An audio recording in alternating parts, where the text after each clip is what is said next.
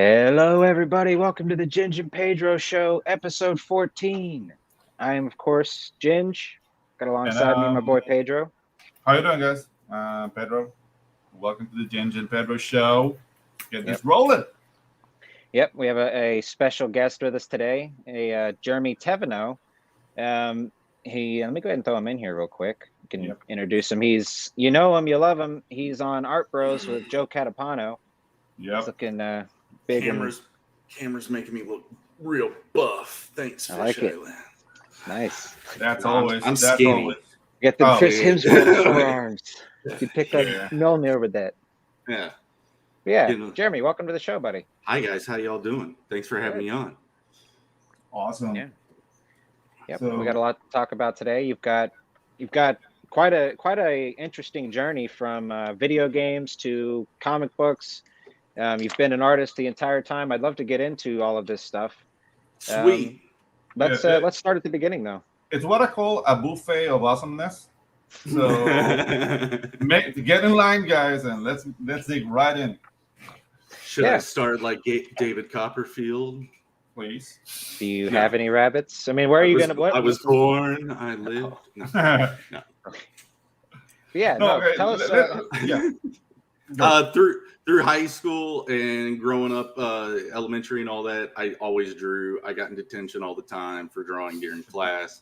What they didn't understand is that's how I was paying attention. So occupying my right side while the left side was paying attention. They thought it was disrespectful because the other kids didn't get to play and do art during class. Yeah, so, So then I would just be in detention and draw in detention. So it was just a constant flow of drawing and focus, especially detention when everything had to be quiet, So I just constantly was doing it. In high school, I ended up going through all the art program classes, and that's not a big thing in schools anymore, but back then it was a huge, like, at least in my area, it was a big thing.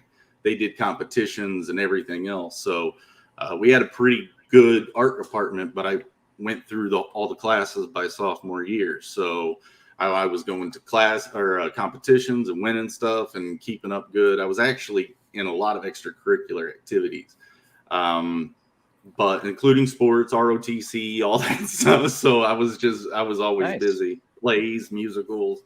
Then what kind of sports? Basketball. I'm 6'4", so basketball. Oh. Damn, bro. Welcome to the club. Damn. I'm 5'8". You 6. Both of you are. It's all right. You take a nice drive. I'll be there as the center, Shaquille O'Neal. I'll give you a hop. You can dunk, hang on it.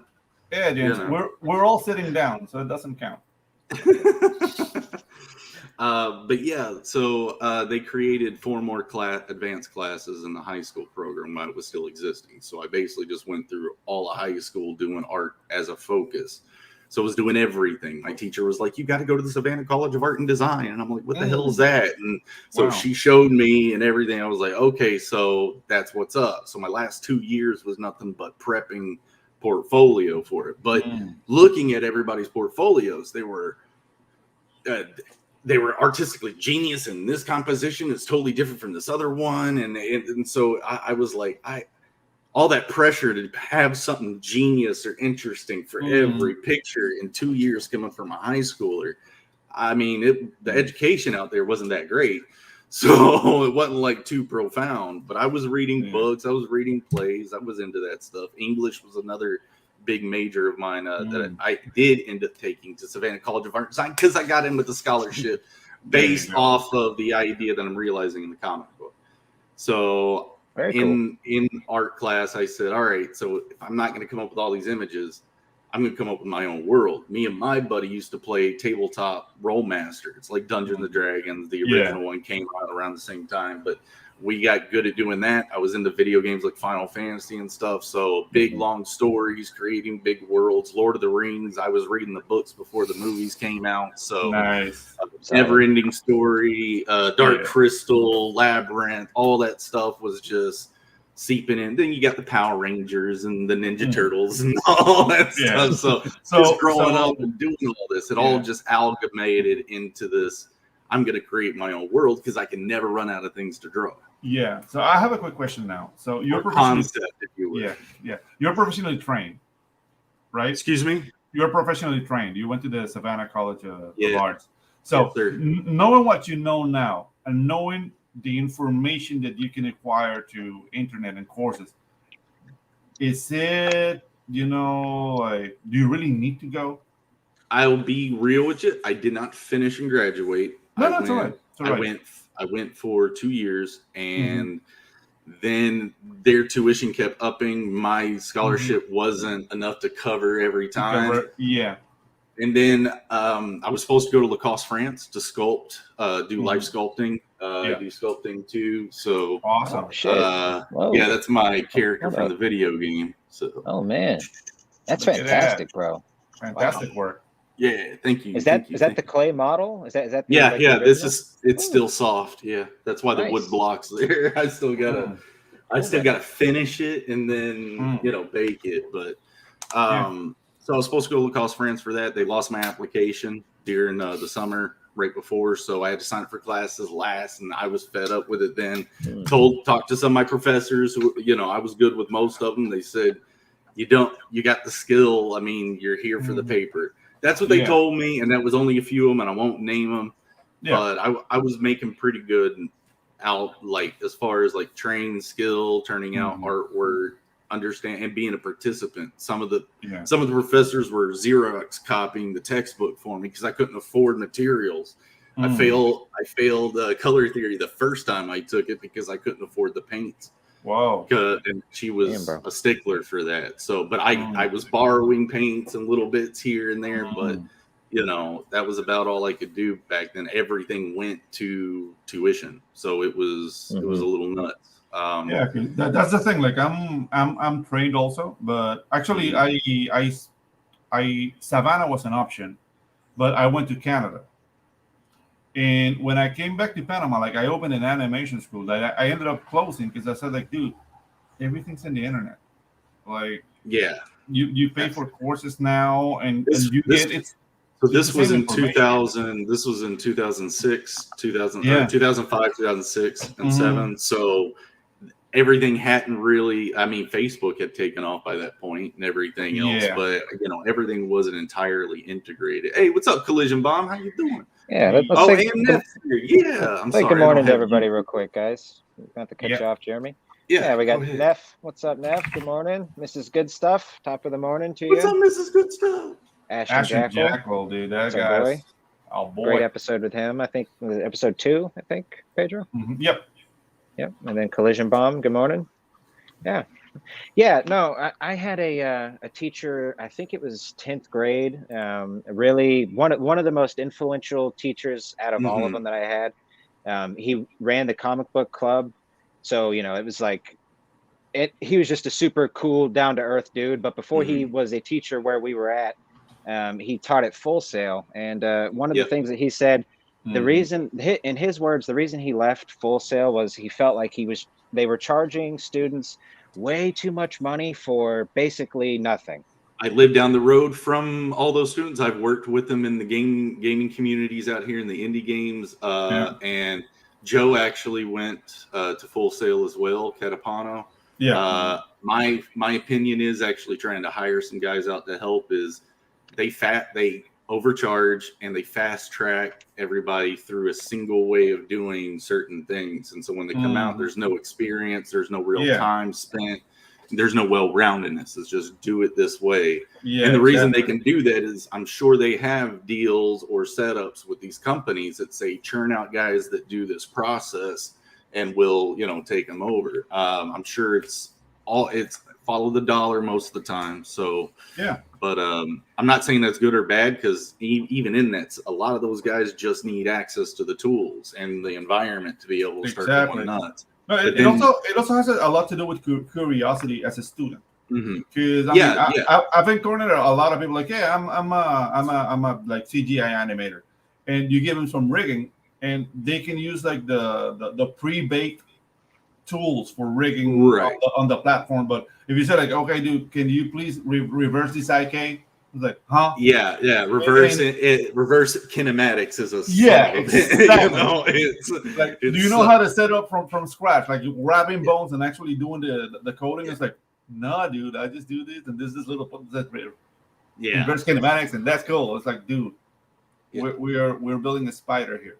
You know, even for basic stuff, if it's got a foot on a hinge, you know, that inverse kinematic makes that foot do all kinds of stuff when it hits a collision. You need other bones. Yeah, it all gets blown out. But so that's the thing. Like, a lot of people are being streamlined, but I mean, I think as students, and that's the beauty of animation, comic books, illustration. Grab one thing and do it really well. If you want to become part of that cog. If you want to do an insane guy like we are, like we want to do everything, then you're beating yourself to become a director more so than being I don't know, like a cog in the machine. More than a worker. Exactly. You're not the one churning out the artwork, the one that's directing other guys to churn out the artwork or the process. We've got this from Ian Cook. I want to say tilapia, but I know that's not right. It's Tapia. He's one of my students, man. Like he's in my school. Yeah. Right. Yes. Thank you Welcome for coming back, in. Ian. Yeah. Jeremy is saying the same things I've seen in the UK, been giving internships to graduates, and there is a big lack in hard skills and understanding of the basics. Yep. I mean, you got to start somewhere. Let's be fair. Everybody starts at zero, but the thing is you get kids that go, "Oh, I woke up to this morning and I want to do this," and they have the opportunity to go do that, and they suck at it. I blame music. And more so, they just think, just take the course, get the degree. I'm an expert. No. If you've lived this and you want it to be your life, and it's part of you, it's part of your drive and everything, you're going to find time outside of these, these setups and these organizations or these schools where you're doing it just on your own time for the fun of it, just to get better, just to do it. Exactly. You're going to find a way of usurping it, is what I'm saying, to get more time. Getting out of school is square one, guys. And I mean, I don't want to bash anyone's talent or say like, oh, no, it's not bashing. You just square one. Like, you know how to turn on the light on the room, but you don't know how to clean it. You don't know like how to wire it. Exactly. That's a school allows you to get in and at least know what you need to know now. It's the first step. So yeah, guys, like, and I mean, I want to turn this into a don't go to school thing. No, of course. I love that PSA though. Kids, don't go to school. Don't go to school. Do drugs. I've always told kids, go to your community college and get all your necessary, mandatory classes out. Don't pay stupid amount 4 times the price at your university. Just go to your community college, get those done and out of the way, then go to a specialized school. Yeah, that way those credits transfer over. You saved your money. You're not starting out with massive loads of debt that you could have saved just by making a better decision. Your prerequisite, like your math course, your college math course, your college history course, go pay cheap money for those. Don't drop in $3,000 for each of those credits. And even like honing your skills, like, dude, we don't have this in Panama. If I want to do this, I have to do this by myself. But like getting $20 for a live drawing class and just go practice with an instructor, get the books, like, get Richmond, get Loomis, and get like and just take a live drawing class like twice a week. So we're talking about $40. It's not a tuition, and you'll improve like miles. Before going in. That's the other thing, is the world is so much more connected now, and because of that, it's so much easier to get that soul glow. Yes. What is soul glow, Pedro? Just let your soul glow. Just let it shine through. That elevator drop was talented. So Jeremy, let me hop in here real quick. School, that's an early place to start in your career here, but let's hop in a little bit touch earlier. What artists? Earlier. What artists got you into? Who are your? I think I've seen inspiration. People doing their Mount Rushmore. What would you say your Mount Rushmore is? Oh shit. Put you on the spot here. Just Da Vinci's sketches, really. Seeing how Da Vinci would study the body, work on different perspectives, the flow of water, the study of coming up with objects and more machines and things like that out of his imagination, because the practicality, he used his art as a tool. That's kind of how I've been doing it. So like, very cool. Like that kind of opened me up, was like, holy crap, a guy can change the world with his drawings. So let's do it. Right on. Dude. Okay, interesting. This is such an inspired speech, because my first inspiration was very dirty. It was Serpieri. I saw Druna. I was like, wow, look at that ass. That started my journey. Sorry, guys. I mean, of course I was watching like the old cartoons of Superman, and that was mesmerizing, or like Fox Kids in the day. So I saw cartoons, both fun and the X-Men, you know. Of course I saw that, and of course that's got to have had some subliminal inspirations. But when it came to art, I wasn't a comic book artist or a game artist. I wanted to do game art, but I knew I had to get good at art. So I was like, oh, you have to know everything there is to know about art. So take that seriously. So I was like, okay, study the masters. Which one? Yeah. Da Vinci. Nice. Let's work with that. Yeah. There's a few others, but that one guy, and then more moderns, Geiger, the alien guy. And then I get into John Howe, Alan Lee from the Lord of the Rings. So Alan Lee's a beast.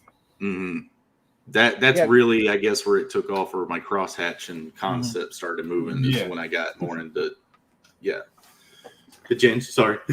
No, not at all. Let's with that, we can go ahead and sort of talk about where your art story has taken you, because you said Beckoned is something that you've been working on. Is it from college or high school? High school. So I wanted to develop a planet.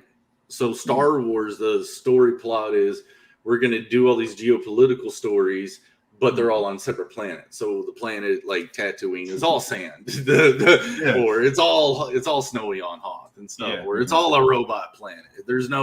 So I was like, okay, so Star Wars can blow out and get fandoms for all these little factions and fandom stories and tag and races. Why can't all that be on the same planet? I'm like, well, it is. It's called Earth.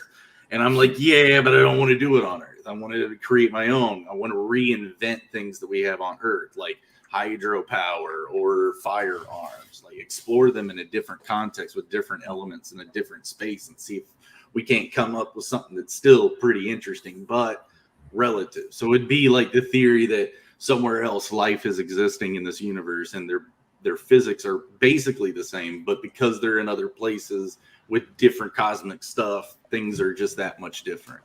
So it's like, so I just took that and was like, oh crap, I can learn all kinds of things: furniture design, industrial design. It allowed me to become like, to transit anything I find interesting in this world, and to become a nerd about it, to then transfer back over and reinvent in the other one. So yeah, dude, this is the beauty of the indies, man. Like the things, like we're watching a story that's been in development for, I don't want to throw your age, but since he's inside high school. So this is very personal, even though the scope is a Star Wars level thing. And that's it's the mainstream is missing that. Yeah, the mainstream is missing that a bit, because everything is so corporate. Like you don't get like one voice telling a story. It's always like by committee and like quotas and stuff. So that I think that's the power that's gonna basically drive storytelling, because I think we just like unlock the box, because now people are getting directly to the customers. Like, okay, this is my story. This is me. Love me or hate me, but this is me. So stories become more personal, man. Like I do. I'm very. I don't know you that well. I can say we're friends, but I'm very proud that you're here on our show, man. Oh, thank you. I'm proud to be here. It's awesome. Thank you, especially for like such a great thank you. Humbling. I'm trying. I'm in a new space, and I'm trying, and everybody's been great. So awesome. I'm just trying to give everybody the best that I got on the art side and everything else. Could you talk a little bit about your decision to do a video game first, and then transferring it over to a comic book? So, so one layer that I told you earlier about being a kid and doing all the art stuff, I kind of snugged in there that I played video games too. So I was playing Hook on the Sega Genesis. and very old Sega Genesis game, 2D platformer. And my dad was on the couch, and I said, I want to do that. I want to make that art. Like, I want to make that type of art. So I always have been trying to learn art for games, but at the same time studying art. But Final Fantasies, and that was kind of what opened me up to the idea of creating my own world. So, you know, writing a storyline that's straight bitten through wasn't really where I was at the point. I was more like trying to get people lost in a world that was created, and then maybe it all unfolds. So I've always, just like tabletop RPG with my buddy Rollmaster, it's let's go into it a little bit. Let's go into it. Let's just role play it out a little bit. See, and then that starts. Which Final Fantasy? Like 7, 8, 9. Nice. You know, about those. And then Chrono Cross is my favorite video game. Oh, awesome! A lot of people hate it. Chrono Trigger, obviously. Trigger. But, but is a good one. But I really love. I mean, it's awesome. It's perfect. If you, I've got books on it about its breakdown and stuff. But very nice. So that's what kind of got me into is I saw the ability to tell grand stories, you know, with your own fantasy world was with this, and it was a neat way where I can get the audience lost in it. Like I felt transported when I get lost in those things, because then I have to find my way through using the world. I mean, there was strategy guides, but back then, you know, you didn't have a little marker that said go here next, so you had to talk and deduce it. But I loved that part about it because it made my imagination fill in the gaps that the graphics weren't able to. So that's where my art side clicked in. I was like, I want to make better 2D graphics. I want to make better this. I want to do that. Awesome. And yeah, so that's where it came into. I did tattoo for 10 years after college back in Kentucky. And then, well, not all 10 years. I was there for a few years in shop, learned it, did it for a couple of years, and then left for California and stayed in California for 2 years, just, you know, doing art, trying to make the right connections. But I was working at Staples, grocery shopping at the dollar store, you know, really slumming it, bicycling, no car. But then Joe called me up for a game job, you know, in Florida. So I moved then and got into concept art with Joe at this company. And after 2 years, we both ended up out of there and moving on. And I found another indie company to work with. And it was 2 programmers. They wanted one artist for everything: marketing, concept, and game art, environment art, design, all of it done by me. So, I know that deal. But I took the job, and they were awesome people, and I did my job. I got art done as quick as they were ready to go, but funding left out, and so all those projects just get shelved, and we all moved on. And I moved on with my company, ZADE Studios. I registered it in 2016. I've been doing taxes on it ever since, every year. So I worked on setting up the game design based off of my role play experience on tabletop. You always want to design a game on paper, make sure the concepts are making sense. You could test it out.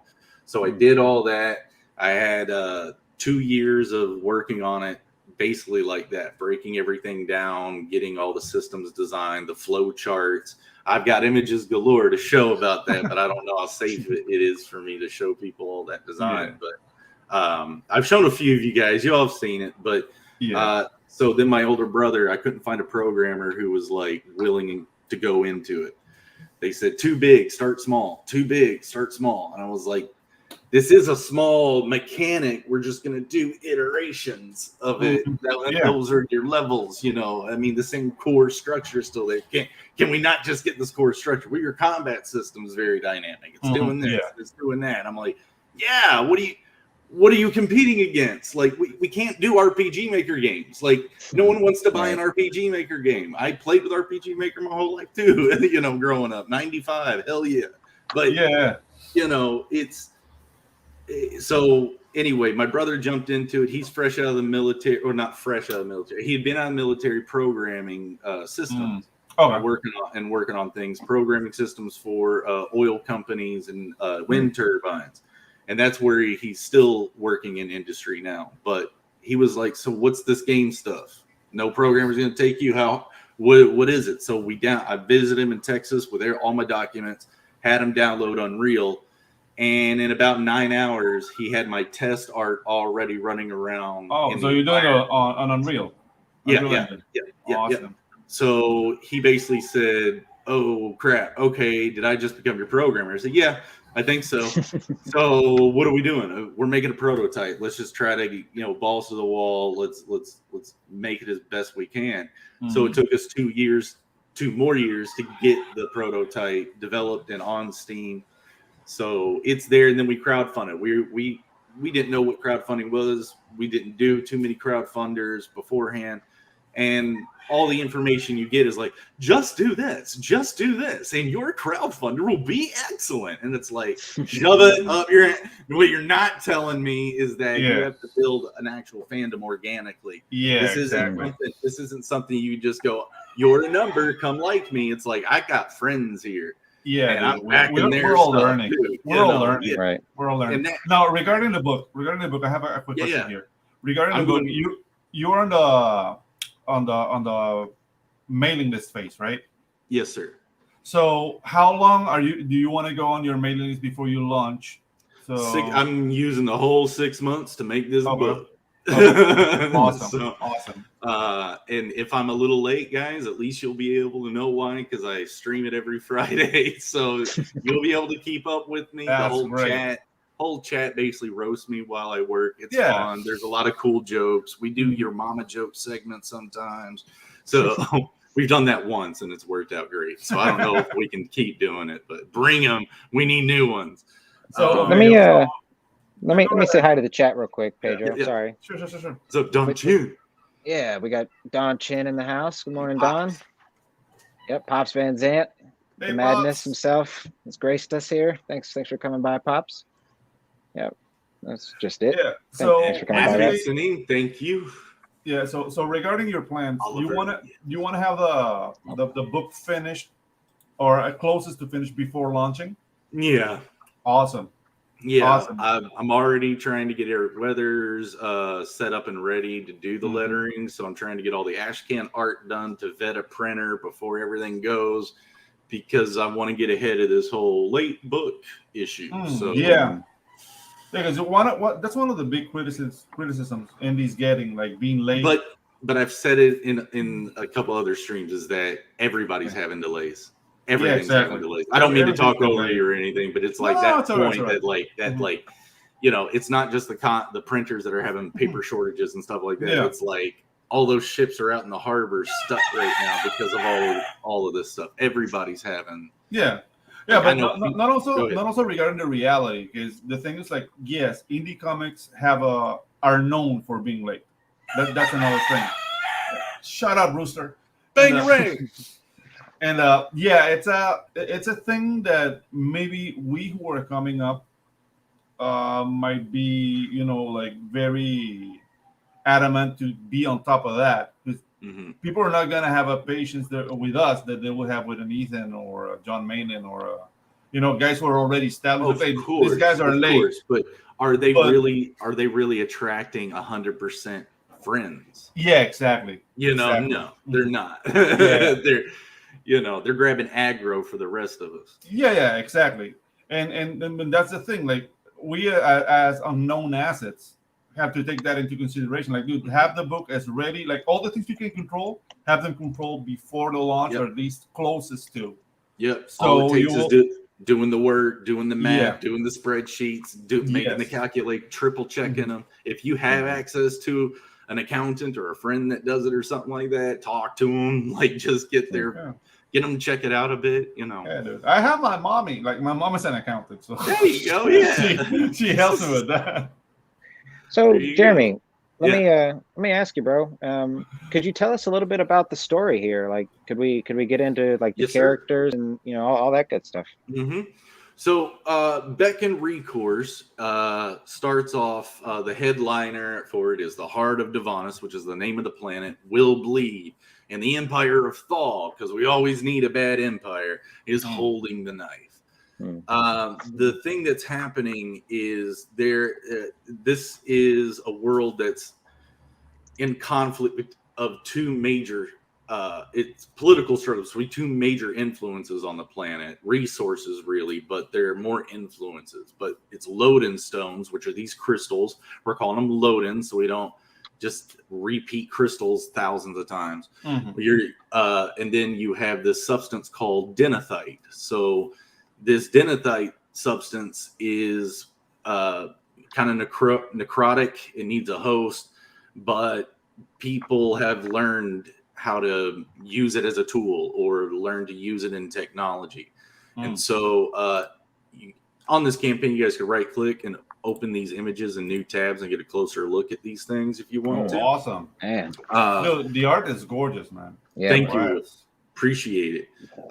So they, the people here are the Jiri. I call them Jiri, Jiri. They're a primate-ish type species. This is not furrydom or anything. So just roll with it a bit. But they lived in in Gorimthal, one of the factions of Thal on the western side of their continent, Arlea, and they were basically slaves that were just meant to work and work with the denathite as Thal was militarizing itself. I've got some ghost images back there that I kind of talk about what they're building, but they're so faint. I won't talk about them right now. Yeah, this panel. This panel reminds me of the intro of Wizards. Have you seen that? Oh yeah. Yeah, dude, this Nice. is awesome work. Thank you. But one of their own, Morthus, had led them out like Moses and the Israelites from Egypt. Nice. Led them out to find a home, and they did in this giant tree. They called it Tulabanya, which I think Sanskrit actually translate both ways: big tree, giant tree, or something like that. So, but they have learned to use this crystal magic, which you can see this kind of matte matrix fractal that's kind of ghosted in some stuff, but they're able to use this crystal Loden magic as from the skills they learned using denathite as slaves, they turned around and have used crystals to develop their own technology, so they can basically build up something to fight against Thal. So that's them kind of working with some of that and making their pods that grow this. So it's a liquid gas type thing, kind of like helium, but it has a lot of the Loden energy power in it too. So you got runoff bulbs, but they're able to build cities in this giant tree kingdom. So the story follows to Pedro, a father who's raising a family. That's not them, by the way. He's but he works as a wizard or like the council, one of the councilmen, if you would, quote unquote. They're not called that, but that's what you would kind of think they were at the town.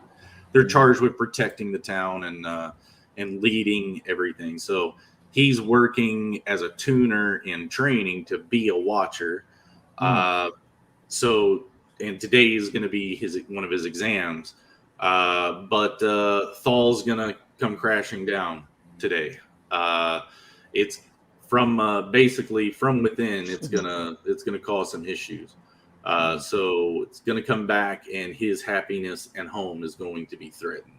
Dude, there's very, very deep lore in this story, man. Like I want like an art book or something just to explain the world. Good job. I'm hoping that I have a page edition that I'm going to make that's going to hopefully open that up a little bit easier with the magic loading part. So I had been calling that spread page 1 and 2.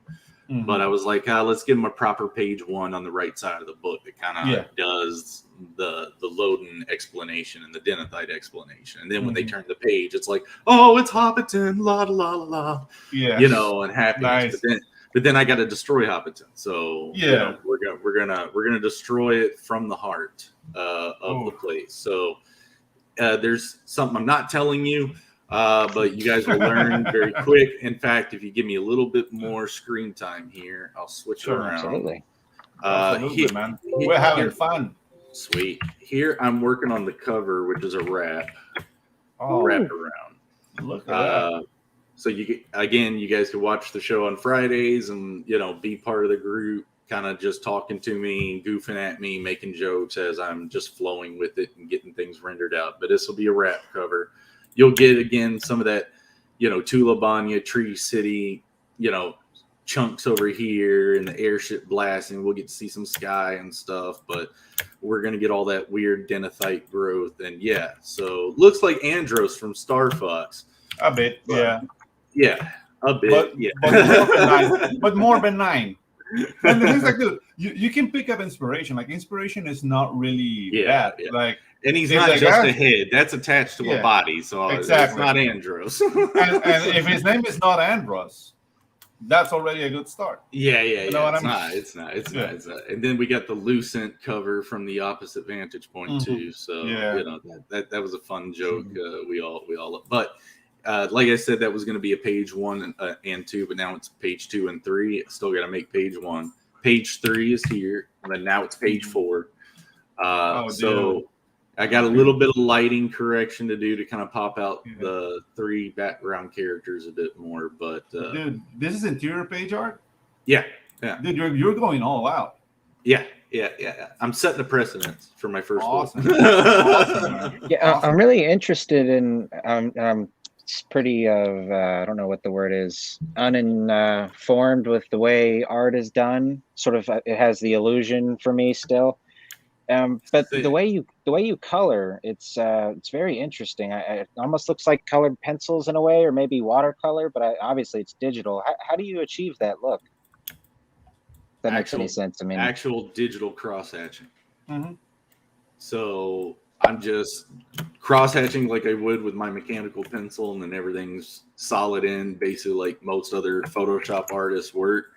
But I work with hundreds and hundreds of layers. This is a lot of time, guys. This is a lot of time. It's beautiful, dude. Yeah, it's fantastic. Work, thank you. Yeah, Ash and Jackal here. He has a great suggestion. Maybe an ash can that functions like a small encyclopedia. I'm gonna put a glossary in the back, so that way you can read it through, and then once you read it through, I'm hoping you're just paying attention to the story. And then once you kind of got that, there's enough art and little stuff, and then the glossary to maybe inform you a bit better. Go back and look through again. There's, and reread it with that better. But yeah, I mean, that encyclopedia. Yeah, I'm glad he thought that, because that's right where I'm going. Thanks, Ash. We got Good Stuff Comic Skater in the chat. What's up, Good Stuff? What's up, Good Stuff? And then, so this is on BECKONED RECOURSE is one of 3 books that I'm going to be putting out. So this is just book 1, and it's small. It's on the smaller side, but it's just part 1 of a 3-part. Once that 3-part is done, which the 3rd part is going to introduce this character, which I got to finish up the character sheet for. But after book 3, the whole adventure is going to start following this character along through, and he's basically the recourse of this world at the point. But he's not a superhero. He's not anything like special. There's nothing chosen about him. He's just choosing to carry the light through, if that makes any sense. He's a Lewis and Clark type character, so he'll be sketching, exploring. I get that little Indiana Jones get with him. We can throw him into a bunch of scenarios, but this all happens 10 years before the game events. I say 10 to 15 years because 10, 15 years, let me bring up website. Sorry, guys. No, bro. I don't know. The video game itself. You must engage the darkness. Has got 3 kids on the adventure. Yes. And not memories lost to you. There's 5 of them all together. So let me mute that. But all 6 of them. Sorry. So there's even a moth creature. Part of a race that we get in that works with 1 Jiri, and then we got a phyto miner. So phyto mining is a real world thing we use with mining minerals using trees. So that's kind of how they're making the fuel with this load and stuff mixture with it. But then our 3 main characters here. So all this happens and it builds off of what happens that 10 years ago. So actually down on the page in this novel section, you can read the prologue, which is going to be the latter part of book 3. So not to spoil anything, but it's there if you wanted to check it out and see what book 3 is going to do. But for this one, for book 1, there's not a lot of stuff you guys know, and I'm glad you don't, because it's going to get gnarly. Dude, that website, really, the whole package, bro. It looks like there's a corporation behind this thing. You know what I mean? Thanks. Like that's a very professional looking website. That's Wix, man. I just use Wix. Yeah, I mean, Nice. it's taken like years of me working on it to figure it out and get it all sectioned. It probably needs a facelift too, but I like it. No, yeah, you did a great job, bro. And it flips for mobile too, so that's all fun. It's all mobile. We did some fun, or I did.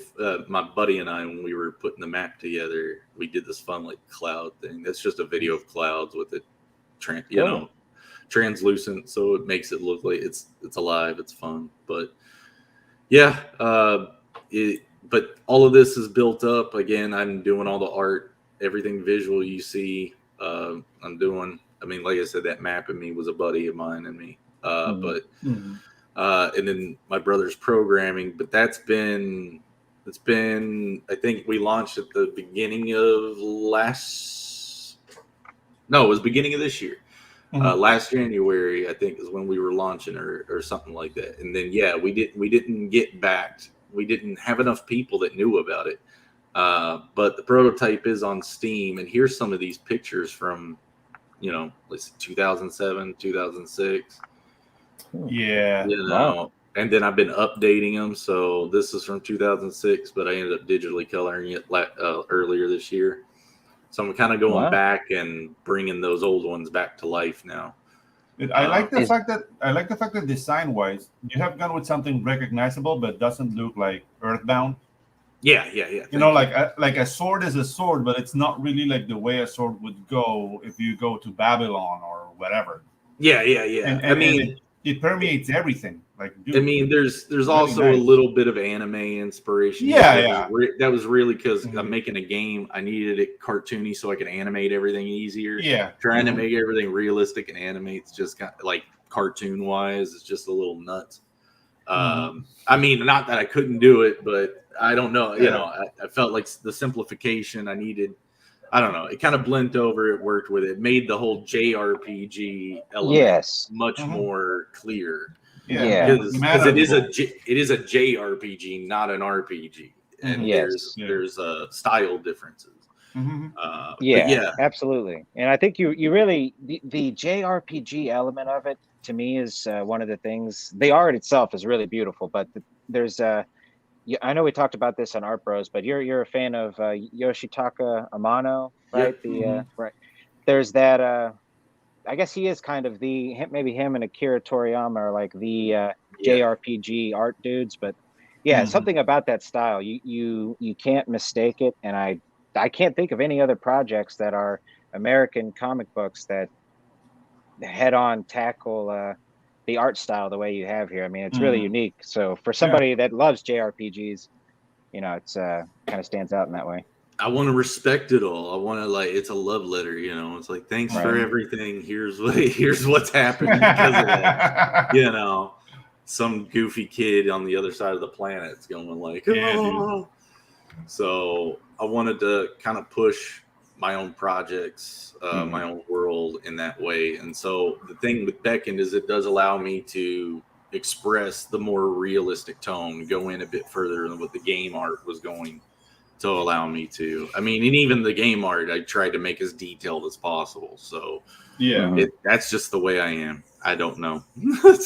I don't know anywhere else supposed to be. Well, I'm the antithesis to that thing is like, don't go nuts on detail, kids. Don't do that. I'm like, why not? If I'm going to do it, why not? Yeah, exactly. Well, but awesome work, man. Awesome work. Like, you can see the love and the dedication. So, guys, if you haven't joined the mailing list of Beckoned, please do. I know I am, because this is the book I want. And more than likely, even if you're not into fantasy, dude, the amount of lore here just like, dude, like I'm just amazed, and how like even to the slightest detail on like the handle of the sword. It's like like a bone structure to it, more so like building a hilt out of brass or whatever. Right, like those little details like show the dedication to the work, you know. So, dude, congrats. Thank you, appreciate that. I spent some time with metallurgy in Kentucky and like Renaissance fairs and stuff. So I've made a knife or two, made, you know, dagger styles, you know, not the buck knives, but like the bigger ones, you know. Yeah. And just like I was saying earlier, is like you want to be knowledgeable about what you're creating, especially when you have to revert. Like what I'm doing is we're kind of going back to how would we come up with blades, or how would we, you know, come upon that in a different way than what we did on planet Earth, you know. And so even firearms and, you know, technology, it's like, how else could we do it, you know, rather than went this linear way with it. So it just allows me to do things like that weird sword. It's a kukri, you know. It's a kukri, like it's a, you know, it's shaped. So, it's shaped like a kukri, but the handle goes somewhere else. Yeah. It's almost looking grown in the shape, like you said, like a bone. Yeah. So, Jeremy, are you playing any games now? Like, I actually just got the other night Kingdom Come Deliverance, because I finally broke down. Was like, I heard that was a peasant simulator, and I was like, okay, let me try that out. But no, Joe got me on Sakura, the Ninja Gaiden platformer thing. So But what's a peasant simulator? Like, you grow crops? What so you're like you're this guy named Henry. The game's built in historical Czech Republic in 14 something. So you're the son of a blacksmith who's making a sword for a guy. You know, of course, you get your village burned down, but all of it's based on historical events, and they're weaving the story, you know, that's fiction in between all of it. So, you know, but it's realistic as far as you get hungry, you get diseases, food goes bad, everything has to be accounted for. If you don't, you know, it's hard. And the beginning of the game is like, you're not Superman, so don't try to be. And, you know, there are people who figure it out, but you die all the time if you don't go with the flow, you know. So most of the flow is, you're a peasant kid. So at the beginning of the game, you're going to suck. Yeah, you're malnourished. And you might not have all your teeth, so take it easy. The controls are abysmal because of that, because it's all based on the date, on the numbers. It's like once you get higher numbers, the controls feel better, and it's like, so you know, it kind of forces you to play like a peasant in the beginning. So, but it's impressive. It's not very fantasy based. I mean, at all. It's no magic, no dragons, nothing like that. But I mean that has its space. It's like grounded. I wouldn't like a game that's so grounded in reality, because if I want to live that, I'll just go out my door. True. Yeah. But I'll see the value, though. Like, I see the value in it. That's kind of the beauty, though, Pedro. You don't have to go outside your door, buddy. You can just click the button on the Xbox. It's the problem solved. And die digitally, But I just beat Grandia last month, and I've had Grandia since I was game. I've had it since I was like 12 or 13, and I finally beat it on the Switch like a month ago. So I was like, "Fuck yeah, that's awesome!" But Grandia 2 or Grandia 1? The first one. The first one. Yeah, I played the second one, and I of course got the second one, but I hadn't beat it. I think I got over the scar of the planet, and that was about as far as I got in it. Dude, that's one of the first games that really got me with the story. Grandia 2. Because, dude, this whole thing about like the priestess and what, I don't want to spoil anything. Like, if please do so. But, dude, like the twist of that game, it's just like, God damn. Yeah, it's good. Yeah, dude. I like the first one, and a lot of Beckoned's like setup. I would love to have made 3D worlds and be able to rotate the camera with the 2D sprites, but. You know, my buddies were the ones building the arenas in Quake and Unreal back in the time for fun. Not me. I was drawing portraits for Neverwinter. So, awesome. But no, you know, as fans, not hired. We were just not hired. just No, I making completely mods get and you. stuff. I completely get you. Like when I was in college, I was in law school. Like I was doing comic books about like fallen angels and stuff because I was a big fan of Humberto Ramos. So watching like Crimson, I was like, I'm gonna make a comic. I was making Crimson. So yeah, that kind of happens. But I think all that is just like going to the gym, like getting the muscles to Yep. when you're ready to tell your own story, then you're ready. You know. Yep. So maybe you look at the things you've done in the past with a little bit like, oh yeah, I did that. But dude, I mean, if you, this may sound pretentious as fuck, but I was telling a friend of mine, it's like I feel like my art's the portal. Like, if that makes any sense, like that's the technology to send you guys to there. The clearer I can draw what I'm seeing in my head. it doesn't sound pretentious. A little bit crazy, but yeah, that's what I mean. I mean, I don't mean it's a real portal. I'm not saying exactly. that, I'm just saying exactly. I'm hoping it's that transportive. But not pretentious. Not pretentious at all. Like the thing is, like people might ask, like, he feels this world is real.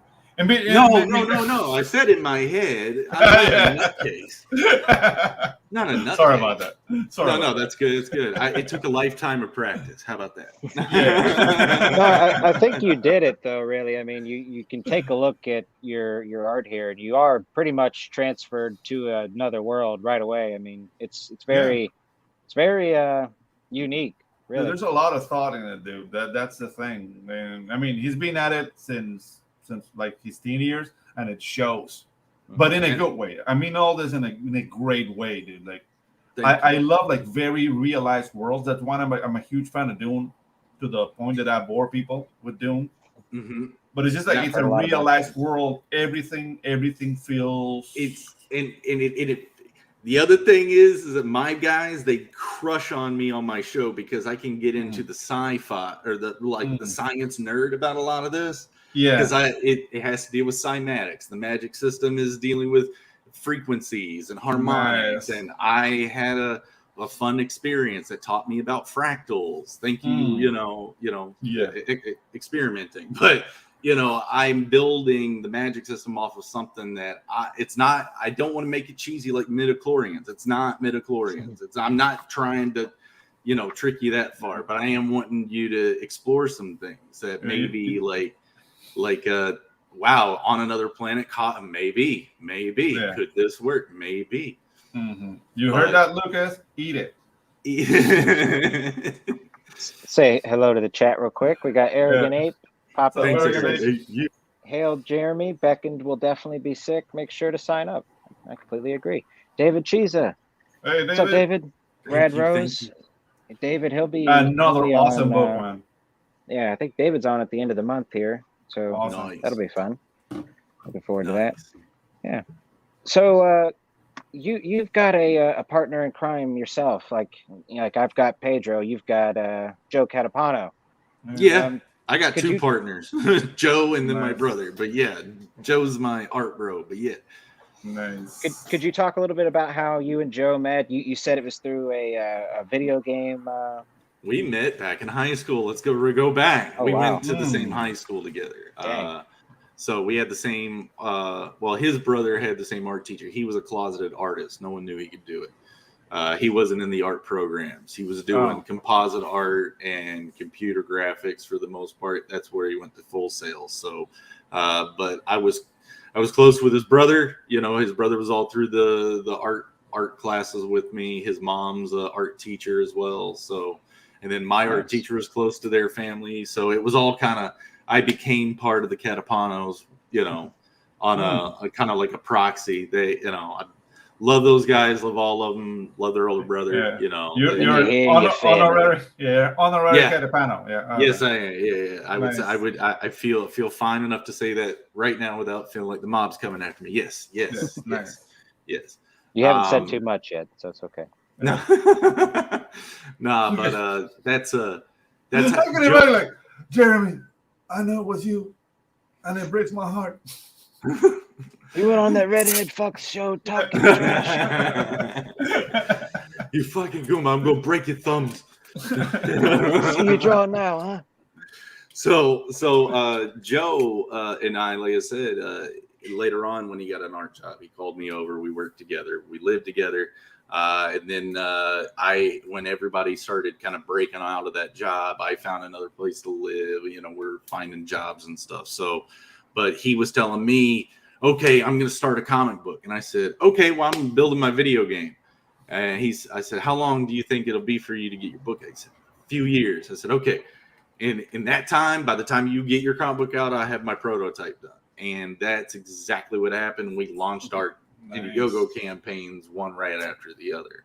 So, of course, his hits like amazing on Bancroft's a day one, or a night one 2-hour fund or whatever that was is insane. Funded in one day. So I'm coming up behind it with this. I'm like, hey, I'm coming, guys. I'm sorry. I'm catching up. I'm like one of the little rascals that can't keep up. So yeah, but yeah, I'm here and I'm putting it out and ready to go. Yeah, but it looks amazing. It looks amazing, and I mean, are you entirely the team here? You're the writer and the artist as well. Yep. Yeah. Man, right on. Bro. Yeah. Like I said, I'm trying to get Eric Weathers to do the lettering, so I'm wanting him to have some sort of say on how the lettering fits into the artwork, because right now it's just all plastered on. Yeah. I mean, I've got all the thumbnails, and I usually show this, and because of your stream and my stream, and I won't zoom in too far, but those are the current thumbnails right now. Yeah. So they're all there. The script's all there. Like I said, you can zoom in and read, and that's what page 1 or now page 2 and 3 looked like in scribble form before it went to that. Wow. Yeah. So it's a rough layout. Yeah. Yeah. But it made it very nice to kind of go through and test it out. I actually printed them all out and made a little test booklet to kind of like hand to a friend to be like, read this. Does this make sense? Does this need to be changed? So yeah, like I said, all the sound effects are just kind of plastered on top. So I want Weathers to come in and be like, okay, we got to do this. We got to do that. Yeah. Those serifed eyes got to go away. So, but yeah, that's what I got going. I'm just trying to get all the Ashcan art done and move forward. Yeah, that's amazing work, man. Like I Thank you. tip of the hat to you, dude. Your coloring is superb. I love your perspective work too. It's just, dude, Thank you. I have nothing to say. Amazing. Joe had asked me on this one. He was like, "Where are your perspective lines?"